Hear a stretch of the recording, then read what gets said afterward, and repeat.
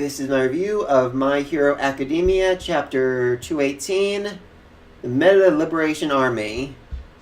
It's really an interesting title.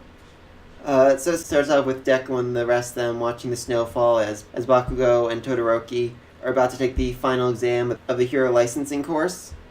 And then it, oddly enough, switches to a commercial.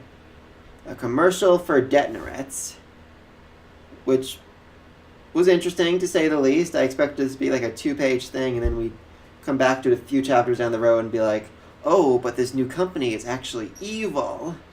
No, they went right for it. And in what might be my favorite panel in this whole chapter, as the CEO is putting his arms above his head, you can actually see a villainous mask form on his face.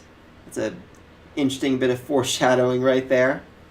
But essentially what they seem to be a company that is making customized outfits for abnormal people whose skin would melt regular clothes, or who wouldn't fit in any of the normal, what would be considered the normal sizes. Again, that's probably a big issue in the hero world. Even if you're not a superhero or a supervillain, your body type could be completely unique, and finding the right outfit would be absolutely impossible. It's then we're brought back to the book. Meta Liberation War. For those of you who've forgotten, this book was mentioned very briefly back in the episode with Hawk and Endeavor talking. One of the fans of the book attempted to blow himself up or something crazy, as a sign that those with meta abilities shouldn't be held down. And when Miyashita says he disagrees with the book, and when he says he couldn't help but picture it being written by a ranting criminal, our CEO decides to choke him to death. Though he is clearly very upset about this, even going so far as to ask if he has any living family or a wife. I'm not sure if he was trying to remove his own guilt, or if there's anyone needs to reimburse for taking this life. And then you get into a very interesting debate. Essentially, in the world of My Hero Academia, even though you might have crazy, extraordinary, amazing powers, using them is essentially illegal. Even in Vigilantes, him just sliding along the ground to get to work faster nearly got him a ticket from the police because, you could trip somebody. But the Liberation Army believes that metahumans should use their abilities freely whenever they want. I do think this is something that Vigilantes kind of dropped the ball on. I know I just used them as an example, but as we moved on, they are regularly using their powers with no oversight, with heroes often even supporting them or turning a blind eye to their actions. In the recent chapter, Midnight said, oh, no, these could all be considered self-defense. I wouldn't worry about it. But we have seen that is not always the case.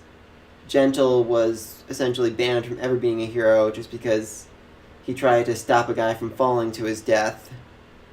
Deku, Todoroki, and all of them were almost arrested for using their powers to save a professional hero and stop the hero killer stain. They stopped a serial killer, and they were very much almost arrested for it. So I can definitely see this guy's point of view about wanting to be free to use your abilities, though I gotta disagree with his methods of basically killing his assistant because he just wouldn't agree with him. He also reveals that he is the illegitimate son of Destro, the writer of the book, the one who would destroy the status quo, and who is essentially worshipped as a god within this group. They have this whole weird motion where they say, I swear on Destro's good name. They then announce that the League of Villains is their enemy.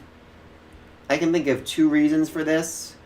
Either one, they're considered a threat to all life, and so they want to end them to stop people from associating meta abilities with these villains. Or 2, they're afraid the League of Villains is going to mass produce their quirk-killing bullets to get rid of quirks for everyone. I'm a little less likely to believe that one because I'm just not sure how they would have found out about that.